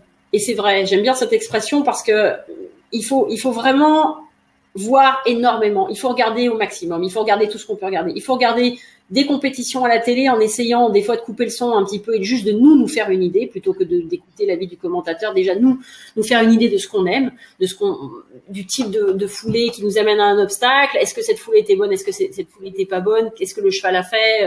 Pourquoi est-ce qu'il a fait une faute? Mais en essayant nous-mêmes de développer ce regard. Et après, quand vous allez voir des chevaux, des petits poulains dans un pré, vous essayez d'appliquer ce regard. Comment est-ce que ce cheval galope? Est-ce qu'il a de l'équilibre? Moi, j'aime bien. Le premier truc et astuce, pour moi, c'est vraiment le cheval le cheval est un individuel. C'est un individu à part entière. Et quand vous allez le voir dans son box, quand vous le regardez dans son élément, si on peut vous le mettre au pré et que vous le voyez bouger naturellement, déjà vous allez avoir un petit quelque chose. Le cheval qui a un petit truc en plus, il a de la présence, il a de l'équilibre dans son déplacement, il a un bon galop. Ça pour moi c'est important puisqu'on parle de cheval de saut d'obstacle. Et mais il a quelque chose. Le cheval, la perle rare, c'est un cheval qui a de la présence et qui vous le fait savoir. Donc et c'est souvent le cas. Et il faut un certain courage pour nous quand on parle de perles rares, on parle de chevaux qui sautent quand même des épreuves d'une certaine hauteur. Il faut du courage à tous les niveaux. Il faut du courage, mais il en faut encore plus quand on commence à aborder des obstacles qui des fois font leur taille. Et ça, c'est vraiment quelque chose. C'est l'œil du cheval, c'est important. Donc avant de se tromper et de faire un peu trop attention à la couleur, au look d'un cheval, et des fois de passer outre le regard et la personnalité de l'animal, il faut vraiment avoir énormément d'éléments de comparaison. Donc vraiment, mon truc pour trouver la perle rare, c'est ça, c'est d'en voir le maximum. D'en voir beaucoup et d'écouter, énormément écouter. Écouter les gens autour des chevaux que vous allez voir, écouter les éleveurs quand ils vous parlent de leurs poulains. On apprend tous les jours. J'ai beaucoup aimé ta réponse. J'adore vraiment. Je vais enchaîner sur autre chose et là, ça nous donnera de façon indirecte l'occasion peut-être de parler 30 secondes du pur sang arabe à l'obstacle. Sophie demande si la taille a une importance ou pas pour un cheval de CSO. T'auras compris. Ça me fait penser à des chevaux, ça. Écoute, si tu veux qu'on parle du pur sang arabe, oui, on va prendre un exemple. Moi, il y a quelques années, j'ai eu un cheval qui faisait 1m51 ou 52 au garrot et qui sautait sa taille, que Laurence a bien connu, et qui était vraiment un cheval qui faisait ça avec son cœur. On a parlé de courage à l'instant, et c'est ça. C'est-à-dire que une fois que vous avez choisi votre cheval, et que vous avez vraiment essayé de trouver cette petite personnalité, que vous faites énormément d'efforts pour l'écouter, le découvrir, vous allez lui donner l'occasion de se transcender un petit peu. S'il a confiance en vous et que vous avez confiance en lui, vous allez franchir des étapes ensemble. Et c'est dans ces moments-là, quand le cheval, c'est un animal qui a énormément envie de faire plaisir. Même des chevaux qui sont difficiles, ils ont quand même envie de faire plaisir. Il faut toujours trouver le moyen. Des fois, on n'arrive pas à le trouver tout seul, alors il faut se faire conseiller. Mais cette grande périphrase revient un petit peu vers l'idée de la taille dont tu parlais tout à l'heure. La taille n'a pas d'importance. La taille du cheval, c'est un détail. Quand on a des tailles de foulée, plus les épreuves avancent en hauteur, on a des contrats de foulée à faire qui vont peut-être être un petit peu plus difficiles pour un cheval plus petit, mais un cheval plus petit va toujours arriver à se débrouiller. Et on a des exemples à haut niveau comme Ito du Château il y a quelques années avec Edwina Alexander, comme il y a toujours Ixted par exemple avec Eric Lamaze qui a été champion olympique. C'était un cheval exceptionnel. C'était des petits chevaux, c'est des chevaux qui faisaient 1m53, 1m56 au garrot, qui ne sont pas des grands chevaux d'obstacle, mais qui avaient un cœur exceptionnel et une technique exceptionnelle. Donc non, la taille n'a pas d'importance. Et comme tu disais tout à l'heure, le pur sang arabe, c'est un bon exemple parce que ce sont des chevaux qui peuvent se transcender, qui sont énormément proches de l'homme, et ça c'est important. Donc peut-être que dans ces races-là, on parlait de races tout à l'heure, mais c'est vrai j'ai pas mentionné ce côté-là, mais il y a des races quand même qui sont plus proches de l'homme que d'autres et qui sont vraiment peut-être un peu plus prêts à en faire plaisir. Donc ces chevaux-là, les pur sang arabes, tout ce qui est dans le sang en général, mais surtout ces chevaux-là, on va dire. Et les chevaux français, les 7 français originels sont plus comme ça aussi parce qu'ils sont vraiment encore dans le type du demi-sang. Donc ce sont des chevaux qui sont assez sensible. Plus vous avez un cheval sensible, plus il est capable de faire ce genre de choses. Et de fait, on parlait du cheval sensible. Donc Sophie nous dit, on voit certains chevaux en vidéo avant l'achat, qui sont jeunes, qui sautent très très gros, bien au-dessus de la barre. On lui a déjà dit à elle de ne pas s'y fier parce que certains soit ont été barrés, soit ont justement peur de la barre. Et que du coup, voilà, c'est finalement peut-être pas la future réalité de l'animal. Qu'est-ce que tu peux en dire? Vaste sujet que celui du saut en liberté. Le saut en liberté c'est quelque chose d'éducatif quand on en fait peu. En général, on s'en sert quand les chevaux sont très jeunes pour déjà voir leur sens de l'équilibre Mais pour juger de la technique d'un cheval au-dessus d'un obstacle, on n'est pas du tout obligé de le mettre, de mettre un gros obstacle en fait. Hein. En général, si vous voulez voir la technique d'un jeune cheval sur du saut en liberté, 1 mètre ça suffit. On n'a pas besoin d'aller plus haut. Quand on commence à aller plus haut, ça devient du marketing. Alors ça devient du marketing dans le système des ventes aux enchères, ça devient du marketing dans le système des sélections et des approbations étalons parce qu'on veut choisir le meilleur, mais sera-t-il vraiment le meilleur? Ce qu'on sait, en ayant un petit peu de recul sur quand même plusieurs éditions de vente aux enchères, que ce soit dans le centre de la France, ici en Normandie, on a quand même beaucoup de sociétés qui font des ventes aux enchères. Les top price des ventes aux enchères sont rarement les meilleurs chevaux internationaux et nationaux. Rarement et pratiquement jamais. Quand on achète un cheval sur une vidéo de saut en liberté, on achète du rêve. Alors évidemment, ce qui fait rêver les gens, c'est de voir les chevaux faire des sauts très hauts. C'est pas forcément des chevaux qui ont été barrés. Il y a des chevaux qui sautent très haut de toute façon au-dessus des barres. Mais ce qu'il faut savoir aussi, c'est qu'un cheval qui saute très haut au-dessus d'une barre, au bout d'un moment, va se décourager. Alors, vraiment, quitte à attendre un petit peu, je préfère personnellement essayer acheter des chevaux que j'aurais peut-être vu en saut en liberté, mais que je peux monter et que je peux ressentir à l'obstacle sur même un tout petit obstacle. Parce que vous avez des chevaux qui sautent de façon exceptionnelle en liberté, mais qui sautent très très mal montés. Et malgré tout, notre sport c'est monter. Donc c'est pas du tout, pour moi, c'est pas du tout un critère. Le saut en liberté n'est pas un critère, et je pense pas avoir acheté ou fait acheter un cheval sur du saut en liberté. Jamais, je pense pas. Parce que déjà, j'aurais peur de me tromper, j'aurais peur que la personne se trompe, et aussi parce que j'ai eu au travail des chevaux qui avaient fait de très bons prix dans des ventes aux enchères et qui étaient décevants sous la selle. Et c'est vraiment, ça arrache le cœur de tout le monde, parce que nous, en tant que cavalier, nous sommes obligés de donner un avis au propriétaire et de lui dire, jusque-là, c'est pas grandiose, et on se retrouve confronté à la dure réalité de l'argent que la personne aura dépensé sur le cheval. Donc, si vous voyez des chevaux en liberté, des chevaux sauter en liberté, le cheval doit être impressionnant ou avoir au moins une bonne technique sur des petits obstacles, mais pas forcément sur des grosses hauteurs, ça ne veut rien dire. Une autre petite question de Nicolas qui dit: si nous ne sautons qu'1,10 m et que nous trouvons un cheval qui saute 1,50 m, est-ce que le cheval va être trop difficile? Est-ce que ça va être trop compliqué pour un cavalier qui saute plutôt cette hauteur? Et d'une autre manière, est-ce qu'un cheval qui saute gros peut par la suite s'ennuyer sur des trop petites barres, voire quelque part perdre, alors pas perdre ses qualités, mais quelque chose de cet ordre? En tout cas, oublier qu'il a ces qualités-là. Alors, la différence fondamentale d'un cheval d'1,50 m, d'épreuves d'1,50 m et d'un cheval qui saute des épreuves à 1,10 m, c'est que le cheval qui fait des épreuves à 1,50 m et qui les fait régulièrement, on va dire, et qui les fait dans le contexte qu'on connaît, c'est un cheval qui va sauter à une autre vitesse avec une autre trajectoire, donc il va faire de gros sauts.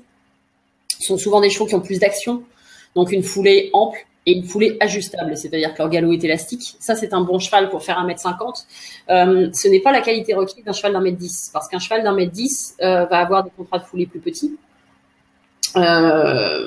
différents. Il va devoir être plus maniable. Les chevaux de haut niveau sont extrêmement maniables parce qu'ils sont extrêmement bien dressés, mais ils sont d'abord extrêmement forts. Ils ont de la force, ils ont de l'influx.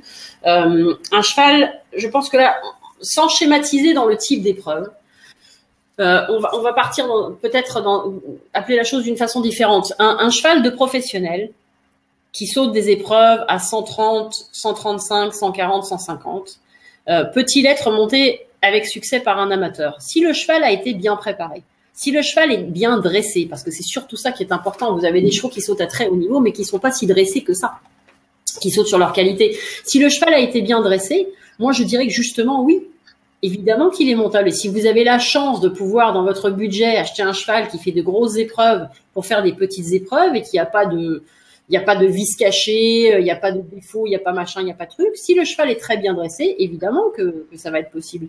Est-ce que le cheval va baisser de qualité par rapport à un niveau d'obstacle inférieur? Pas forcément. Ce qu'il faut savoir, c'est qu'un cheval qui n'est pas respectueux ne sera pas respectueux de toute façon. un jeune cheval, un 7-8 ans par exemple, un cheval qui sort des épreuves, pour nous, on va dire des épreuves de jeunes chevaux, et qui attaque le début de sa carrière de cheval adulte, va de temps en temps utiliser la hauteur pour se tenir. C'est-à-dire que ce sont des chevaux qui peuvent se négliger sur des épreuves un petit peu plus petites parce que ce ne sont pas des chevaux construits. Un cheval de professionnel qui fait des épreuves, de grosses épreuves avec succès, peut devenir un bon cheval d'amateur, mais à mon avis, c'est passé un certain âge. C'est-à-dire que pour moi, ce sera un cheval qui sera au plus jeune, âgé de 10 ans. Il aura le kilométrage, le dressage nécessaire à ce qu'il soit montable par un autre cavalier. Du coup, tu vois, pour enchaîner, je suis cavalier amateur et je cherche un maître d'école à acheter. C'est quoi finalement le niveau du cheval, mon niveau à moi? Finalement, quel cheval sera le bon maître d'école? Qu'est-ce qu'il faut que j'aille rechercher? Alors déjà, il y a un truc qui est assez, il y a une grosse erreur qu'on fait en France, c'est de penser qu'un cheval à partir de 12 ans, il est quasi mort. À l'étranger, que ce soit en Angleterre, que ce soit en Belgique, que ce soit aux États-Unis, que ce soit en Suisse, les chevaux font encore du concours quand ils sont 18-19 ans. C'est pas de la torture. Ce sont pas des chevaux qui sont raides boiteux, ils sont pas faméliques, ils sont pas mourants, ils aiment ça en général parce que quand ils aiment plus, on est au courant vite. Donc, pour moi, un bon maître d'école, c'est d'abord un cheval qui a minimum 12 ans. C'est un cheval qui a fait beaucoup de choses, qui a fait le plus de variétés possible et qui a envie.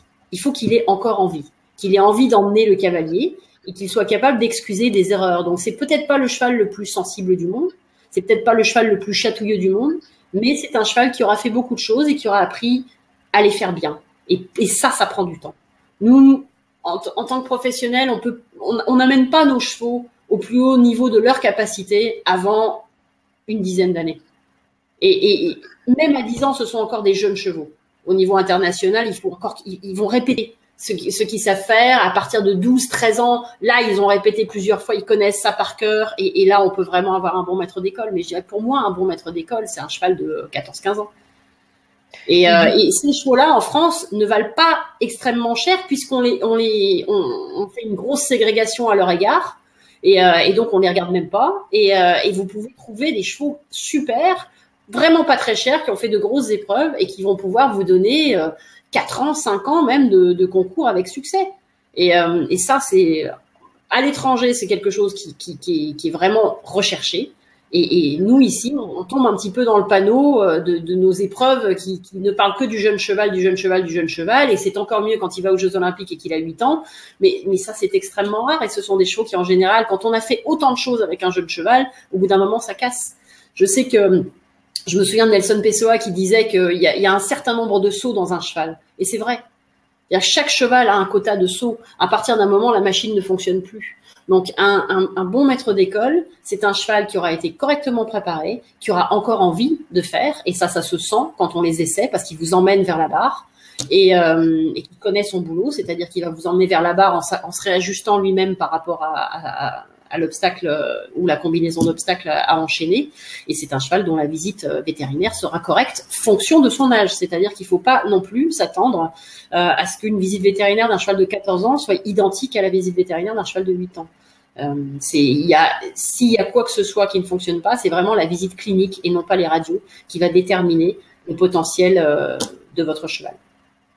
Alors du coup, Oriane demande si on achète un vieux cheval entre guillemets pour avoir un maître d'école, mais que celui dernier a connu beaucoup de cavaliers. Est-ce qu'il risque d'être blasé? Est-ce que derrière, est-ce que derrière malgré tout, finalement, il faut rechercher l'envie? Et je rebondis aussi toujours sur cette histoire de maître d'école avec une question de Nicolas qui demande en parallèle si l'idéal c'est de choisir un cheval qui a juste un niveau au-dessus du sien. Alors, le maître d'école, déjà le côté blasé, ça se sent dans un essai. Quand vous allez monter dessus, même en étant novice, vous allez sentir si le cheval vous emmène vers l'obstacle ou s'il attend que ce soit vous qui lui disiez allez hop on y va et qu'il faut le pousser énormément. À partir du moment où il faut le pousser, et où il n'a pas envie, vous allez le savoir, parce qu'on a tous, à un moment, monté un cheval de club, à qui on a demandé de faire un départ au galop, qui nous a dit non, moi j'ai envie de faire autre chose, j'ai vraiment pas envie. Et on a ce sentiment du cheval qui a pas envie, malheureusement, dans quand même beaucoup de centres équestres, on l'a déjà rencontré. Donc, c'est quelque chose, c'est du ressenti pur. Vous allez le savoir quand vous serez dessus, quand vous allez essayer ce cheval. Si le cheval a encore envie, il vous en témoignera. Et ça, c'est pas parce qu'il a eu des cavaliers différents, parce que ça, c'est la sensibilité du cheval qui le dicte. Par exemple, on parlait tout à l'heure des pur sang arabes avec Laurence. Un pur sang arabe, c'est pas un cheval qui aime changer de cavalier assez souvent, parce que c'est un cheval qui a une grosse, pour lui, la relation avec son propriétaire et son cavalier est particulière. Ils mettent plus de temps à vous accepter, et quand ils vous acceptent, c'est vous et seulement vous. Donc, quand on aime ce genre de choses, quand on aime cette relation exclusive, on va vers des chevaux comme ça. Quand ces chevaux-là ont connu beaucoup de cavaliers différents, ils peuvent évidemment se blaser. Ils peuvent à un moment en avoir marre, être complètement éteints. Mais ça se voit et ça se sent. Quand vous avez un cheval qui a moins de sang, comme un cheval allemand par exemple, vous allez tomber dans le même dans l'excès inverse, c'est-à-dire que le cheval va pas forcément faire attention. Vous pouvez le faire monter par des cavaliers différents toute la semaine, ça ne change rien à son envie, ça ne change rien à sa capacité. Mais c'est du ressenti pur. L'envie, c'est un ressenti. C'est rarement une statistique. Donc on peut pas vraiment. C'est pas tellement un cliché de nombre de cavaliers, c'est surtout ce qui a été fait dans l'utilisation. Est-ce que le cheval a été respecté? Est-ce que quand vous allez essayer ce cheval-là chez son propriétaire ou chez le professionnel chez qui le cheval est-ce que le cheval est bien? Et ça se voit. C'est pour ça que je vous disais tout à l'heure, si vous pouvez essayer un cheval avant même d'essayer le cheval, mais quand vous allez voir le cheval, le voir au box, vous allez tout de suite voir si le cheval il a un petit truc dans l'œil ou s'il est éteint, la tête dans le mur au fond du box et qu'il attend que la journée se finisse pour pouvoir manger. C'est vraiment quelque chose qui se voit à ce moment-là. Il faut vraiment faire confiance à son instinct sur ce genre de choses, parce que ce sont des chevaux de compétition, on les achète pour un but, mais ce sont aussi des animaux. Et si on a d'autres animaux de compagnie, il y a des comportements qui sont similaires. Et quand on a un chien et qu'il n'a pas envie de faire quelque chose et qu'il est blasé, qu'il est fatigué, il a un comportement. Une personne, c'est pareil. Un cheval, c'est pareil. Donc ça se ressent. Et du coup, pour répondre à Nicolas sur un cheval qui aurait un niveau au-dessus du cavalier qui l'achèterait, tu en penses quoi? C'est bien. C'est bien à partir du moment où le cheval, si on recherche, tout dépend ce qu'on recherche. C'est-à-dire si on recherche, par exemple, si Nicolas veut prendre un cheval et que le cheval lui apprenne quelque chose, si c'est un cheval qui a un niveau au-dessus et qui peut l'aider à passer ce cap-là, c'est très bien. Et peut-être qu'après ils vont se donner confiance l'un l'autre et ils passeront d'autres caps ensemble, pourquoi pas. Mais il n'y a pas de vérité absolue, c'est-à-dire qu'on peut acheter des chevaux qui ont 2 niveaux au-dessus et ça ira très très bien. Peu importe, mais oui, déjà ça peut être un bon palier pour passer un cap sans pour autant se confronter à des chevaux qu'on ne va pas maîtriser. Extra. J'ai une dernière question, ou peut-être pas dernière d'ailleurs, de Sophie qui est au contraire pour elle. Comment est-ce qu'on peut détecter un cheval qui ne sera pas respectueux? En général, c'est assez facile, il fait tout tomber. C'est un cheval qui n'est pas respectueux quand on l'essaie. En général, on essaie, nous, en tant que professionnels, d'en faire le moins possible et de laisser le cheval sauter. Alors ça, c'est difficile peut-être à faire pour un amateur. Il y a un cavalier quand même assez connu, Michel Robert, qui disait que la chose la plus difficile à cheval, c'est de ne rien faire, et c'est vrai. Donc, moi, je dirais qu'un cheval qui est respectueux, c'est un cheval qui va se sortir de situations périlleuses sans toucher une barre. Un cheval qui n'est pas respectueux, il va se retrouver dans la situation périlleuse et il va emmener l'obstacle avec lui. Et ça, on s'en rend quand même compte assez rapidement. Un petit test assez facile pour ce genre de choses, qui est possible à tout niveau, c'est de changer de train. C'est-à-dire que quand vous allez essayer le cheval, vous allez vous mettre dans un galop qui vous est confortable, qui va être le galop dans lequel vous évoluez d'habitude. Il est peut-être un peu rapide, il est peut-être un peu lent. Essayez, en essayant ce cheval, d'aborder le même obstacle, pas forcément un gros obstacle, mais dans 3 galops différents. C'est-à-dire un galop un petit peu plus soutenu, un galop de travail et un galop un petit peu plus rassemblé, et de voir le comportement du cheval. Si le cheval, ce qu'on dit, vous repasse derrière, c'est-à-dire s'il cherche à s'arrêter, c'est un cheval qui n'a pas forcément envie d'y aller, ou peut-être qu'il a besoin de plus d'impulsion pour sauter. Si un cheval ne saute bien que quand il est dans la foulée parfaite, ça aussi c'est un critère, parce qu'à ce moment-là, il va faire des fautes quand même assez souvent. Les chevaux irrespectueux, on s'en rend compte en sautant lors d'un essai, on va sauter des combinaisons et on va rentrer de façon différente dans les combinaisons. C'est peut-être difficile à réaliser pour un amateur, mais si vous avez un doute, bon, le mieux c'est toujours de se faire accompagner, mais si ça ne vous est pas possible, essayez quand vous montez de cheval d'en faire le moins possible et de laisser le cheval vous emmener de l'autre côté de la barre. Et vous allez vous rendre compte si vous entendez un petit poc dans le processus, si le cheval au contraire ne touche rien, on s'en rend compte assez rapidement à partir du moment où on les laisse faire ce qu'ils ont à faire. Et après, quand vous avez envie d'aider le cheval ou de vous mettre un petit peu avec et de le monter un petit peu différemment, là, vous allez le tenir, vous allez le rééquilibrer et à ce moment-là, vous allez le mettre dans les bonnes conditions pour sauter. Mais ce qu'on veut savoir d'un cheval irrespectueux, s'il est irrespectueux, c'est est-ce qu'il est capable de se mettre tout seul dans les bonnes conditions pour sauter ou est-ce qu'il a besoin d'aide? Merci beaucoup. Alors du coup, je pense que c'était la dernière question. Je n'en vois pas d'autres arriver, mais en tout cas, tes réponses étaient vraiment très complètes et on t'en remercie. Comment tu pourrais nous résumer tout ça et nous faire un petit mot de la fin? Alors, pour moi, le petit mot de la fin, c'est que il faut vraiment, vraiment pas hésiter à demander conseil. Ça, c'est déjà primordial parce que on a souvent du mal à avoir du recul sur soi-même. Il faut savoir que tout le monde le fait à tout niveau. Nous, on le fait avec d'autres professionnels. Si on va quelque part, on va essayer un cheval et qu'on a la chance d'avoir quelqu'un avec nous qui peut filmer cet essai. Souvent, on va montrer la vidéo à un copain professionnel ou à un coach ou à d'autres personnes de haut niveau en disant tiens, qu'est-ce que t'en penses? C'est toujours bien d'avoir des avis extérieurs et ça nous aide à prendre plein de précautions. Et après, il faut faire ce petit tableau dont on parlait au début de l'entretien, faire ce petit tableau de nos qualités, de nos défauts, des qualités, des défauts de notre système. Il faut pas avoir peur de se lancer dans le bain, parce que acheter un cheval, c'est une aventure que vous allez vivre à deux. Et cet animal avec vous, il va évoluer. Et vous allez évoluer avec cet animal. Et ce qui est gratifiant, c'est pas seulement les résultats en compétition, c'est l'évolution d'un couple et le fait que couple il y est en fait. Et pour ça, c'est d'abord une question d'affinité. L'affinité, c'est votre ressenti. Et c'est ça, le coup de cœur. C'est le petit truc qui va faire que vous allez essayer 2 chevaux à performance égale et à compétence égale et que vous allez en préférer un plutôt que l'autre. Et il faut aussi un petit peu écouter son cœur et ne pas avoir trop peur de se lancer de temps en temps et parce que ça fait partie de l'aventure et que l'aventure, elle est belle à partir du moment où elle est vécue à fond. Donc, moi, je vous encourage ce que j'ai essayé de dire ce soir, c'était de vous donner des éléments clés pour vous protéger, pour vous aider dans votre recherche. Mais après, il est évident que chaque personne est différente et que l'affinité, c'est quelque chose vraiment, vraiment d'important. Je sais que il y a des chevaux, nous, quand on a une écurie pleine de chevaux, il y a des chevaux que vous allez toujours monter en premier le matin. Parce que c'est pas forcément parce que ce sera votre préféré absolu, mais peut-être qu'il est un petit peu plus confortable, un petit peu plus sympa, celui qui vous attend le matin avec le sourire quand vous arrivez, alors que les autres se disent oh mon Dieu, ça y est, il est revenu. Ça, c'est quelque chose de particulier. Et c'est souvent ce cheval-là qui des fois n'aura pas la même qualité que les autres. Des fois, il sera moins bon, mais il va faire l'effort. Le jour où vous allez avoir un souci dans un parcours, le jour où vous allez avoir besoin de lui, ce cheval, il va être là. Et donc, il faut pas vraiment oublier que c'est une histoire de couple. Et le couple, c'est vous et ce cheval. Donc, à un moment, votre ressenti, vraiment, il doit rentrer dans l'équation.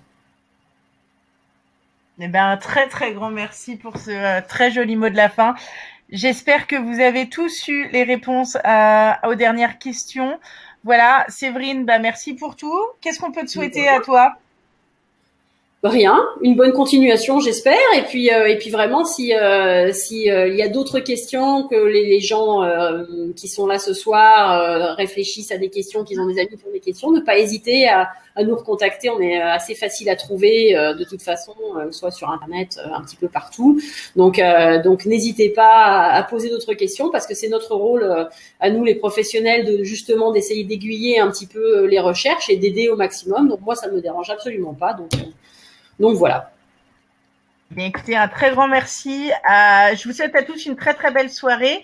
Et puis pour celles et ceux qui nous suivent assez souvent, la prochaine webconf elle a lieu la semaine prochaine. C'est la deuxième partie sur le bait fitting et on terminera aussi, on continuera le mois de juillet avec une partie alimentation. Voilà, écoutez, je vous laisse pour la soirée. Je vous remercie à tous de nous suivre et à très bientôt.